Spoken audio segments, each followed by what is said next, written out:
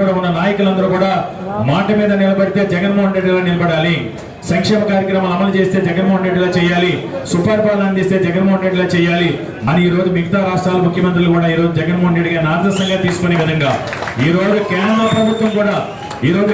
ప్రభుత్వం కూడా జగన్మోహన్ రెడ్డి గారు ప్రవేశపెట్టిన సచివాలయ వ్యవస్థ, వాలంటరీ వ్యవస్థ, జగన్మోహన్ రెడ్డి గారు ఆంధ్రప్రదేశ్ రాష్ట్రంలో తీసుకొచ్చిన సంస్కరణల గురించి కొని ఈరోజు ఆలోచించే ప్రయత్నం చేస్తూ ఉన్నారు. కాబట్టి నిజంగా మళ్ళీ చెబుతున్నాం, నిజంగా జగన్మోహన్ రెడ్డి గారి సారథ్యంలో ఆయన వెనక సైనికుడిగా నట్టినందుకు నేను ఎప్పుడు కూడా తలెత్తుకుని గర్వపడతాం. మరి ఈరోజు జగన్మోహన్ రెడ్డి గారి వల్ల కాలర్ ఎగరేసుకుని మనం ఉండే స్థితిలో ఉన్నాం.